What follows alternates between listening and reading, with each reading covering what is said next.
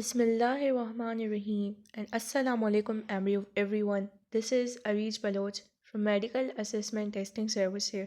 So बच्चों last time हमने अपना फर्स्ट पार्ट में जो है टॉपिक पढ़ा था इंट्रोडक्शन टू होम्योस्टेसिस। उम्मीद है आप सबने सुना होगा। सेकंड हमारा जो आज लेक्चर होने जा रहा है पार्ट 2, उसमें हम पढ़ेंगे क्लास इंटर का टॉपिक एलिमेंट्स ऑफ होम्योस्टेसिस। ठीक है जी।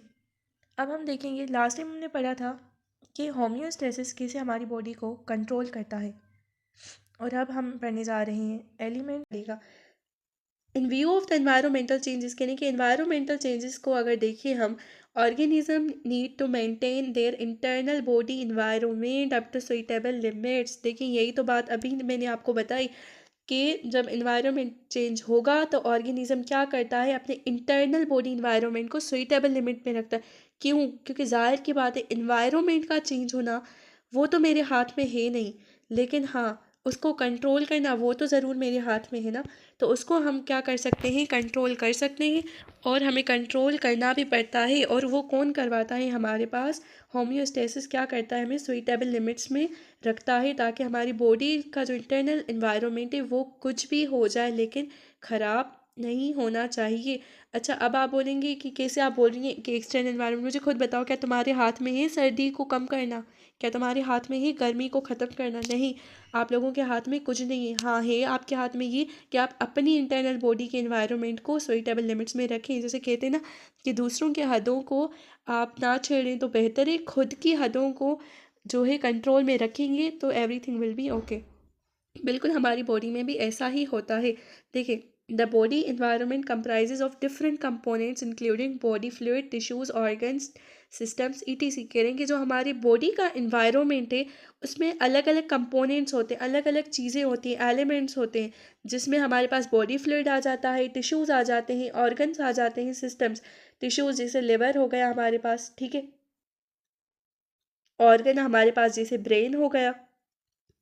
सिस्टम्स जैसे हमारे पास R S respiratory system, N S nervous system, या तो हम बोले इम्यून सिस्टम आई एस।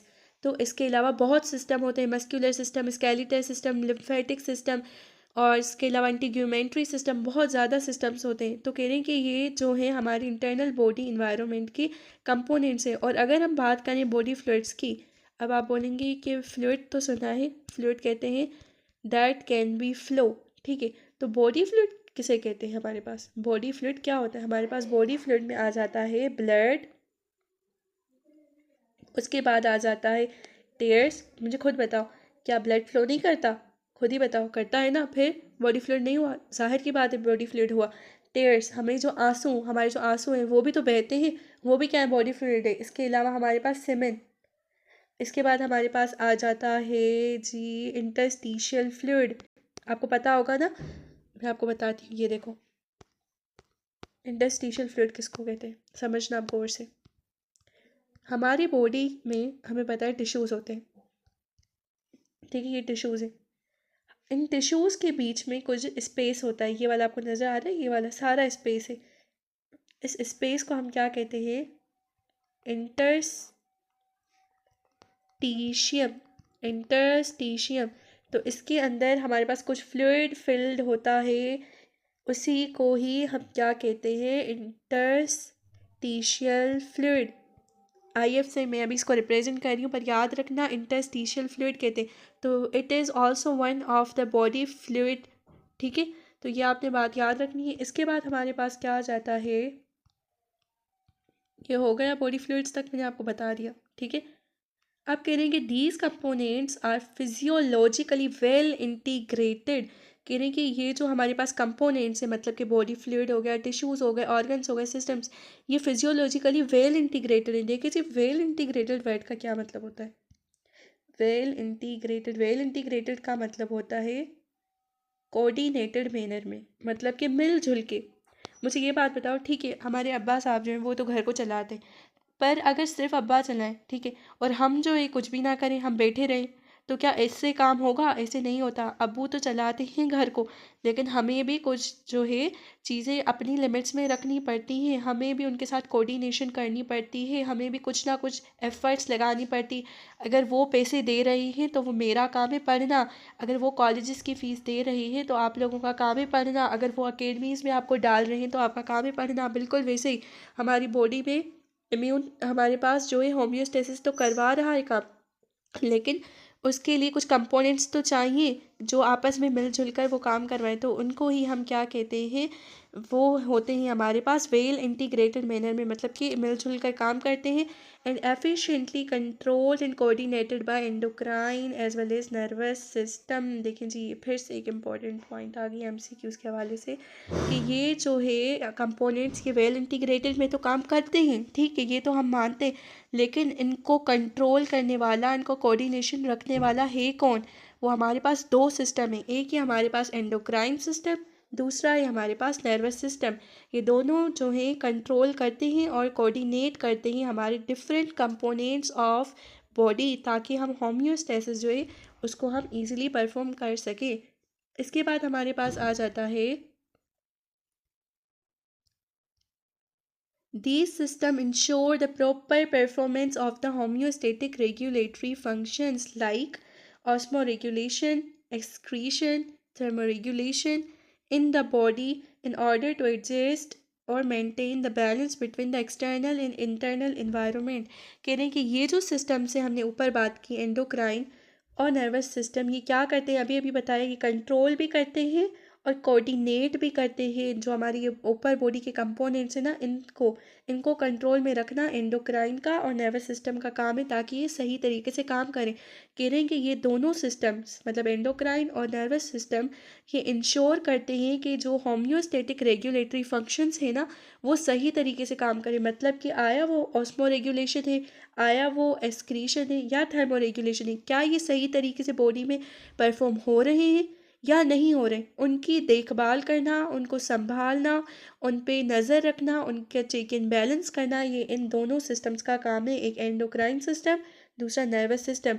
अच्छा, ये क्या करते हैं, हमारी बॉडी को एक्सटर्नल और इंटरनल इन्वायरमेंट को एडजस्ट करते हैं, मेंटेन। देखिए मैंने आपको शुरू में ही बताया था, होम्योस्टेसिस का काम ही यही है कि हमारी बॉडी का जो इंटरनल इन्वायरमेंट है ना, उसको एक्सटर्नल इन्वायरमेंट पर क्या करती है, तरजीह देती है, कि मतलब ऐसा ना हो कि एक्सटर्नल इन्वायरमेंट हमारी बॉडी के जो सिस्टम्स हैं उनको ख़राब कर दे, बल्कि वो क्या करता है, खुद ब खुद मेंटेन करके हमारी इंटरनल इन्वायरमेंट को और सुइटेबल लिमिट्स में रखता है, ताकि हमारी बॉडी स्टेबलाइज रहे, हर फंक्शन प्रॉपरली परफॉर्म हो, उसमें कोई किसी किस्म की कमी ना रह जाए।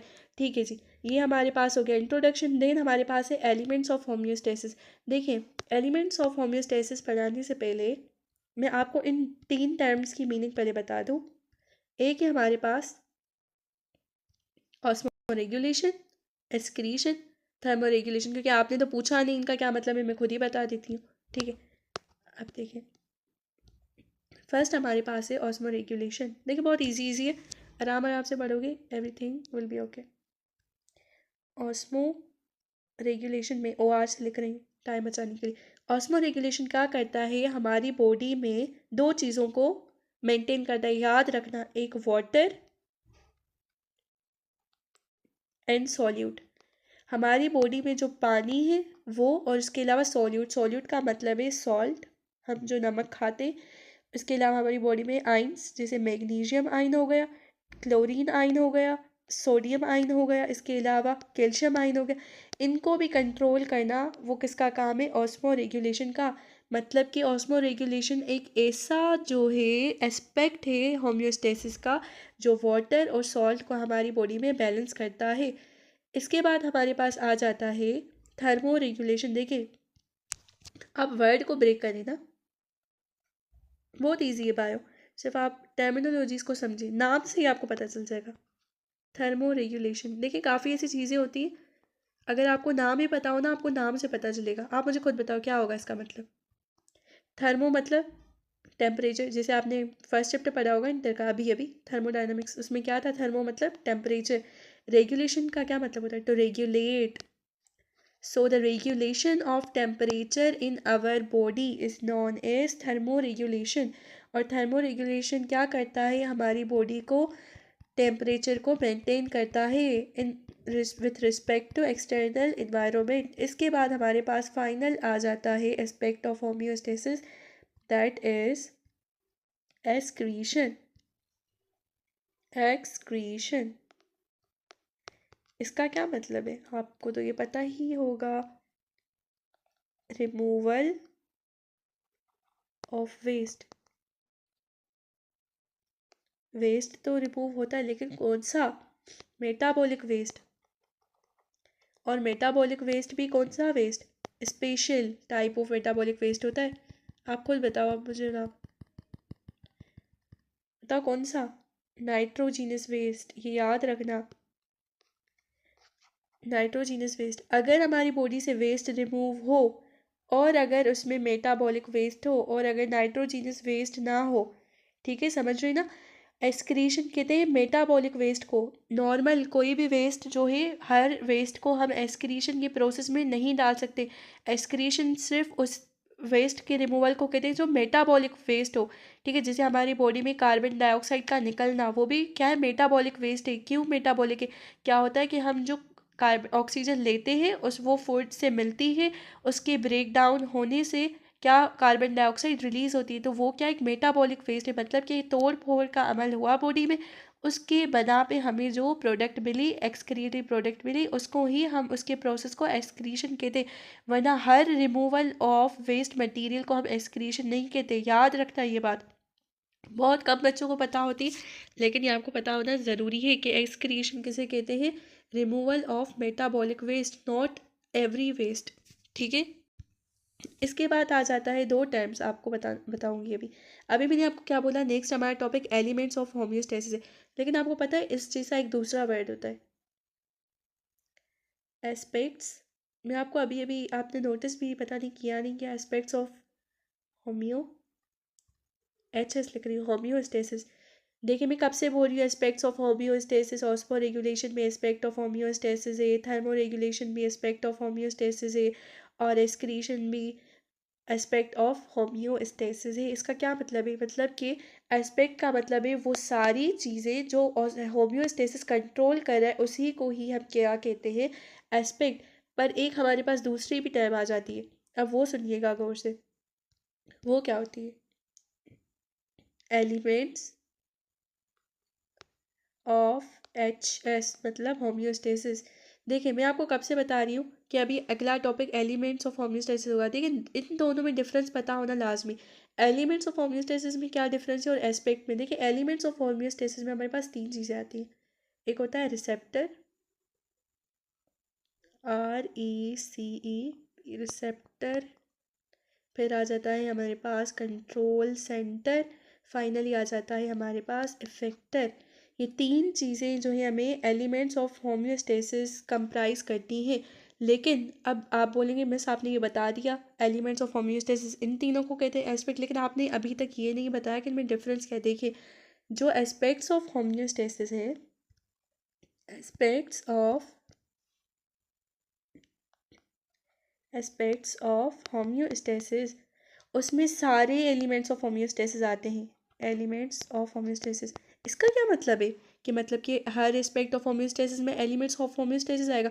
तो क्या आप मिस ये कहना चाह रही हैं कि जब भी ऑस्मो रेगुलेशन होगी, वाटर और सॉल्ट का बैलेंस होगा, तो उसमें सारे एलिमेंट्स ऑफ होम्योस्टेसिस आएंगे? मतलब कि रिसेप्टर भी उसके लिए चाहिए, मतलब कि उसके लिए कंट्रोल सेंटर भी चाहिए। कंट्रोल सेंटर का मतलब है बेटा ब्रेन और स्पाइनल कॉर्ड होगा इसमें। और थर्ड इफेक्टर। तो क्या मिस आपका ये मतलब है, आप ये कब से कहना चाह रही कि मतलब ऑस्मो रेगुलेशन होगा तभी मुझे ये तीन चीज़ें चाहिए होगी, जब थर्मो रेगुलेशन होगा तभी ये तीन चीज़ें चाहिए होगी, और जब एक्सक्रीशन होगा तब भी? हाँ बेटा यही तो कब से बताना चाह रही हूँ कि हर एस्पेक्ट ऑफ होम्योस्टेसिस में सारे के सारे एलिमेंट्स ऑफ होम्योस्टेसिस होना ज़रूरी है। मतलब कि अगर आपके पास रिसेप्टर नहीं होगा फिर भी ऑस्मो रेगुलेशन नहीं होगी, अगर आपके पास इफेक्टर नहीं होगा फिर भी ऑस्मो रेगुलेशन नहीं होगी, अगर कंट्रोल सेंटर नहीं होगा फिर भी आपके पास ऑस्मो रेगुलेशन नहीं होगी। तो इसका मतलब है कि किसी भी एस्पेक्ट ऑफ होम्योस्टेसिस करवाने के लिए आपको सारे के सारे एलिमेंट्स ऑफ होम्योस्टेसिस करवाना लाजमी है, इनका प्रेजेंट होना लाजमी है। ये होंगे तो फंक्शन परफॉर्म होगा, वरना नहीं होगा। तो चलते हैं अपने नेक्स्ट टॉपिक की तरफ, जिसके लिए मैंने आपको इतनी बड़ी explanation the, that is elements of homeostasis. मतलब कि होम्योस्टेसिस के लिए कौन कौन सी चीज़ें चाहिए जो होम्योस्टेसिस करवाएगी। अच्छा देखिए, मैं आपको कब से बता रही हूँ होम्योस्टेसिस हमारी बॉडी को कंट्रोल करता है, पर आप में से किसी एक ने भी नहीं पूछा कि होम्योस्टेसिस को कंट्रोल करने वाली कौन सी चीज़ है। जैसे कि अगर हमारे अब्बू घर को कंट्रोल करते हैं तो हमारे अब्बू को कौन कंट्रोल करता है? ज़ाहिर की बात है उनके ऑफिसर्स जो उनको सैलरी देते हैं, तभी तो वो हमारे घर पे पैसे ला के फिर हमें कंट्रोल करते हैं। बिल्कुल वैसे हमारी बॉडी में होम्योस्टेसिस तो करवाता है बॉडी को कंट्रोल, लेकिन होम्योस्टेसिस के ऊपर भी इसका एक ऑफिसर है जिसको हम क्या कहते हैं? फीडबैक सिस्टम या चेक एंड बैलेंस मैकेनिज्म। तो यहाँ पे इन्होंने यही बात बताई हुई है, homeostatic surveillance is based upon necessary physiological check and balance mechanism of the body functions that maintain its normal state called feedback system. कह रहे हैं कि होम्योस्टेसिस का बरकरार रहना, सर्वाइलेंस का मतलब है उसका बरकरार रहना, उसका होना, वो बेस करता है चेक एंड बैलेंस मैकेनिज्म में। मतलब कि चेक एंड बैलेंस मैकेनिज्म एक ऐसा बॉडी का मैकेनिज्म है जो क्या करता है, हमारी बॉडी को नॉर्मल स्टेट में रखता है, और वही तो है जो होम्योस्टेसिस को भी कंट्रोल करे। कह रहे हैं कि feedback mechanism develops through some integrated components. जो फीडबैक मैकेनिज्म है उसमें कुछ इंटीग्रेटेड कंपोनेंट्स है। इंटीग्रेटेड कंपोनेंट्स मैंने आपको ऊपर ही बताया, इंटीग्रेटेड का मतलब है कोऑर्डिनेटेड। जहाँ भी वर्ड इंटीग्रेटेड का मतलब आए, इसका मतलब है जो आगे वाली चीज़ें हैं वो जब तक कोऑर्डिनेशन में मिलजुल के काम नहीं करेंगी तब तक काम जो है हमारे पास रिस्पॉन्स नहीं बनेगा। जैसे ऊपर ही आपको एग्जांपल दी कि अगर आपके पास रिसेप्टर नहीं होगा तब भी आपका फंक्शन परफॉर्म नहीं होगा, अगर कंट्रोल सेंटर नहीं होगा फिर भी परफॉर्म नहीं होगा आपका फंक्शन, और अगर इफेक्टर नहीं होगा फिर भी परफॉर्म नहीं होगा फंक्शन। मतलब कि कोई परफॉर्म करवाना है फंक्शन तो चाहिए आपको ये तीनों चीज़ें एनी हाउ, इसमें कोई भी आपको चॉइस नहीं है। ये कोई एमसीक्यू नहीं है कि आपने रिसेप्टर को छोड़ दिया, ABC को टिक लगा के ये आपके पास होंगे। तो ये एमसीक्यू की बात नहीं करी, ये मैं रियल लाइफ एग्जाम्पल की बात करी हूँ कि फीडबैक सिस्टम के लिए आपको रिसेप्टर भी चाहिए, कंट्रोल सेंटर भी चाहिए, इफेक्टर। अगर आपका कोई एमसीक्यू आ जाता है कि वो which of the following is the main component of feedback mechanism, तो ए ऑप्शन हो रिसेप्टर, बी हो कंट्रोल सेंटर, सी हो इफेक्टर, तो आपने डी पे ऑप्शन लाजमी जाना है जो होगा ऑल ऑफ दीज। ठीक है जी। इसके बाद हमारे पास आ जाता है रिसेप्टर्स। मैं कब से बोल रही हूँ रिसेप्टर्स, किसी ने पूछा ही नहीं रिसेप्टर्स क्या होता है। देखिए रिसेप्टर्स में आपको खुद ही बता दे रही हूँ। Receptors are the sensory organs. Receptors जो है वो सेंसरी ऑर्गन्स है, मतलब कि वो महसूस करने वाले ऑर्गन्स है। वो महसूस करते हैं कि आया हमारे एक्सटर्नल इन्वायरमेंट में कितना चेंज आ रहा है, कौन सा चेंज आ रहा है, क्या चेंज आ रहा है। वो पहले ज़ाहिर की बात है जब तक मैं डिटेक्ट नहीं करूँगी हमारे एक्सटर्नल इन्वायरमेंट में कुछ चेंज आ भी रहा है या नहीं आ रहा, तो ज़ाहिर की बात है मैं फिर रिस्पॉन्स कैसे दूँगी। तो इसके लिए ज़रूरी है हमारे पास पहले डिटेक्ट हो। फॉर एग्जांपल मैं आपको बता रही हूँ, हम अगर बाहर सर्दी का एनवायरनमेंट हो और मुझे पता ही ना चले कि सर्दी, तो ज़ाहिर की बात है जब पता ही नहीं चलेगा तो मैं रिस्पॉन्स कैसे दूंगी। बिल्कुल वैसे ही हमारे पास रिसेप्टर्स क्या है, एक ऐसे स्पेशलाइज्ड ऑर्गन्स है जिनको हम सेंसरी ऑर्गन्स कह रहे हैं, जो क्या करते हैं, that are neurologically connected to the nervous system. जो न्यूरोलॉजिकली मतलब न्यूरॉन्स के थ्रू नर्वस सिस्टम से कनेक्ट होते हैं, डिटेक्ट एनी एक्सटर्नल और internal environmental changes and send messages to the central nervous system. अब आप बोलेंगे मिस अभी तो आप कब से बताई जा रही, कब से बताई जा रही कि एक्सटर्नल इन्वायरमेंट में चेंज आएगा तो बॉडी डिटेक्ट करेगी। अब तो देखिए यहाँ पे ये भी लिख कर आ गया, इन्होंने लिख दिया कि अगर इंटरनल इन्वायरमेंट में भी चेंज आ गया ना, वो भी रिसेप्टर डिटेक्ट करके बताएगी और उसको मैसेज भेजेगी सेंट्रल नर्वस सिस्टम के बाद। और सेंट्रल नर्वस सिस्टम हमारे पास कंट्रोल सेंटर की तरह काम करता है और फिर वो रिस्पॉन्स करता है इफेक्टर ऑर्गन्स के थ्रू, ताकि जो नॉर्मल स्टेट है बॉडी की वो ला सके। अब आप बोलेंगे मिस आपने पूरी लाइन बताई पर आपने इंटरनल इन्वायरमेंट चेंजेस नहीं बताए। चलो जी बताती हूँ आपकी खुशी के लिए। ये देखो गौर से देखना आप, मैंने आपकी एक बॉडी बनाती हूँ, ठीक है, ये सपोज करें आपकी बॉडी है। ये जो है ये आपकी बॉडी है, सही। अब देखिए यहाँ पे इसके बाहर जो है ये वाला सारा, ये एक्सटर्नल इन्वायरमेंट है। ये कब से कह रही हूँ, एक्सटर्नल इन्वायरमेंट में चेंज आएगा, ये होगा वो होगा, होम्योस्टेसिस काम करवाएगा, लेकिन अब तो इन्होंने बोल दिया कि इंटरनल इन्वायरमेंट भी चेंज। अब वो कैसे? अब आप बोलेंगे मिस अब तो आप सर पकड़ के खड़ी हो जाएगी, आपने तो हमें बताया ही ना। तो बेटा बता रही हूँ ना, गौर से सुनो तो सही। देखो इंटरनल इन्वायरमेंट में चेंज कैसे आ सकता है। फॉर सपोज अगर आपका जो ब्लड है इंटरनल इन्वायरमेंट में ना, ज़ाहिर है आपका खून बाहर तो नहीं भरा होता, अंदर है। अगर ब्लड में कार्बन डाइऑक्साइड का लेवल बढ़ जाता है, ब्लड में ग्लूकोज का लेवल बढ़ जाता है, ब्लड में जो है आपके पास किसी और कार्बन मोनोऑक्साइड इसका लेवल बढ़ जाता है, या किसी और चीज़ का नाइट्रोजीनियस वेस्ट इसका जो है बढ़ जाना, ये सारे क्या है, इन्वायरमेंटल ही तो चेंजेस है। कब से यही तो बता रही हूँ। क्या बोला था मैंने, कि क्या मैंने ये नहीं बोला था कि आपको होम्योस्टेसिस में एक्सक्रीशन आते, तो एक्सक्रीशन क्या बाहर वाला वेस्ट होता है क्या? ज़ाहिर की बात है अंदर वाला वेस्ट होता है ना बॉडी के। तो ये क्या था, इंटरनल इन्वायरमेंट चेंज था, वो मैंने बताया नहीं था आपको वर्ड एग्जैक्ट। पर वो नाइट्रोजीनियस वेस्ट क्या होता है, वो इंटरनल बॉडी का इन्वायरमेंट का ही तो चेंज है, जिसकी वजह से क्या होता है, होम्योस्टेसिस एक्सक्रीशन करवाता है और हमारी बॉडी में से उस वेस्ट को निकालता है। ठीक है जी, ये छोटी सी बात थी आपको समझाने के लिए। अब देखिए जी, मैंने आपको बताया कि फीडबैक सिस्टम जो है हमारी बॉडी में, वो होम्योस्टेसिस का भी बाप है। अब आप बोलेंगे कि आपने ये तो बता दिया लेकिन ये बताया नहीं कि फीडबैक कैसे काम करता है, किस तरीके से काम करता है, इसके कौन से टाइप्स है। असल में देखिए फीडबैक इन बायोलॉजी से रिस्पॉन्स, फीडबैक बायोलॉजी में एक रिस्पॉन्स है, क्या जो क्या करता है, that influence the continued activity और प्रोडक्टिविटी ऑफ द सिस्टम। मतलब कि वो किसी भी सिस्टम में एक ऐसा रिस्पॉन्स है, चाहे वो मॉलिक्यूल हो, चाहे वो सेल हो, चाहे ऑर्गेनिज्म हो या पॉपुलेशन, ये सारे सिस्टम है। मॉलिक्यूल में भी वो रिस्पॉन्स ला सकता है, वो किसी सेल में भी रिस्पॉन्स ला सकता है, वो किसी ऑर्गेनिज्म में भी रिस्पॉन्स ला सकता है, वो किसी पॉपुलेशन में भी रिस्पॉन्स ला सकता है। लेकिन करता क्या है, दैट इन्फ्लुएंस, जो असर डालता है कोई भी एक्टिविटी जो हो रही है, तो नॉर्मली कंटिन्यू एक्टिविटी जैसे कि हार्ट बीट जो है हमारी वो कंट्रोल होना, वो भी फीडबैक सिस्टम उसको क्या करवाता है, कंटिन्यू रख रहा है। ऐसा नहीं जब तक बंदा जिंदा है, पैदा होने से मर जाने तक उसकी हार्ट बीट को कंटिन्यू रखना है, तो उसके कंटिन्यूटी की एक्टिविटी करवाना वो भी फीडबैक सिस्टम का काम है। और प्रोडक्टिविटी ऑफ सिस्टम, देखिए प्रोडक्टिविटी ऑफ सिस्टम का क्या मतलब है, कि जो भी फंक्शन परफॉर्म हो रहा है, आप उसको इंक्रीज करो, आप उसमें इंक्रीमेंट लाओ। फॉर एग्जाम्पल मैं आपको एक अच्छा सा एग्जाम्पल ये देती हूँ, अब गौर से देखना इसको। देखिए प्रोडक्टिविटी का वर्ड आ गया ना, अब इसको समझना ज़रूरी है। देखिए एक वर्ड भी हमें नहीं छोड़ना, ये एमसीक्यूज में कुछ भी आ सकता है, ठीक है। ज़्यादा ना हो, आपको इतना एटलीस्ट अपने बुक का एक एक चीज़ बताओ, क्योंकि इस बार भी 2025 में भी एग्जैक्ट बुक लाइन्स आई थी। तो देखिए प्रोडक्टिविटी का क्या मतलब है, प्रोडक्टिविटी में कैसे ये हेल्प आउट करता है, मतलब उसमें इंक्रीमेंट कैसे। ये देखिए सपोज करिए ये मदर का ब्रेस्ट है, ठीक है। अब ये कोई भी एक बेबी है, ठीक है। अब ये कोई भी क्या है, बेबी है, ठीक है। सपोज करके सोया हुआ है, ठीक है। अब ये क्या करता है, मदर के ब्रेस्ट में से क्या करता है, मिल्क को सक करता है। अब देखेंगे पहले जब सक करेगा तो क्या होगा, इसकी जो मदर है उसका, ये सपोज करिए ये ब्रेन है, ब्रेन में से एक हार्मोन रिलीज होता है जिसको हम क्या कहते हैं, ऑक्सीटोसिन। ऑक्सीटोसिन वो रिलीज़ होगा, ठीक है। उसकी वजह से क्या होगा, मिल्क की प्रोडक्शन होगी।